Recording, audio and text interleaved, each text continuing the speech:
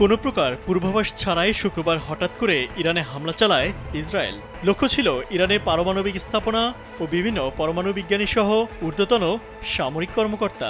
ইসরায়েলের অভিযোগ, ইরানের পারমাণবিক বোমা তৈরির গোপন কর্মসূচি বন্ধে আগাম ব্যবস্থা হিসেবে এ হামলা চালানো হয়েছে। তাদের দাবি, তেহরান ইতোমধ্যে 9টি পারমাণবিক বোমা তৈরির সক্ষমতা অর্জন করেছে। এবার আরও বিস্ফোরক দাবি করে বসল ইসরায়েল। ইরানে সাম্প্রতিক হামলার আগে দেশটি গোপনে পারমাণবিক অস্ত্র তৈরির নকশার গুরুত্বপূর্ণ ধাপ সম্পন্ন করেছিল বলে দাবি করেছে ইসরায়েল। দেশটির সামরিক বাহিনীর আর্মি রেডিও সূত্রে ইসরায়েলি গণমাধ্যম টাইমস অফ ইসরায়েল জানিয়েছে, এই তথ্যের ভিত্তিতেই ইসরায়েল প্রতিরোধমূলক হামলার সিদ্ধান্ত নেয়। স্যান্ডেলিনা সো, রূপচর্চায় আভিজাত্য। আর্মি রেডিও জানায়, নিরাপত্তা কর্মকর্তার বরাতে জানা গেছে, ইরানি বিজ্ঞানীরা পারমাণবিক বোমা তৈরির উদ্দেশ্যে একটি সফল প্রযুক্তিগত পরীক্ষা সম্পন্ন করেছে। এতে ধারণা করা হয়, ইরান চাইলে মাত্র কয়েক সপ্তাহের মধ্যে পরমাণু বোমা তৈরি করতে পারত।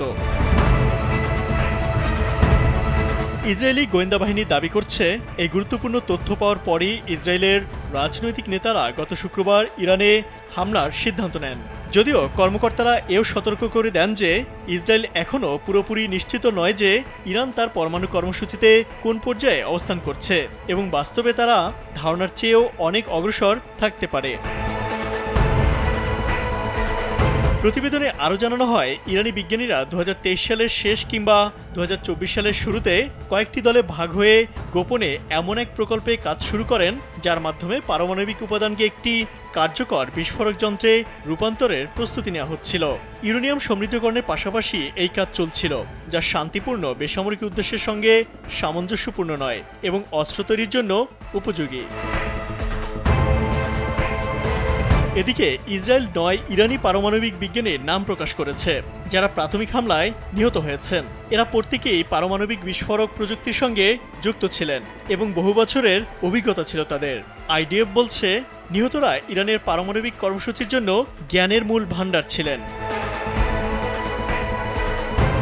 ইসরায়েলের দাবি, তাদের সামনে আর কোনো বিকল্প ছিল না। ইরান এমন এক পর্যায়ে পৌঁছে গিয়েছিল যেখান থেকে তারা যে কোনো সময়ে পারমাণবিক বোমা তৈরি করতে পারত।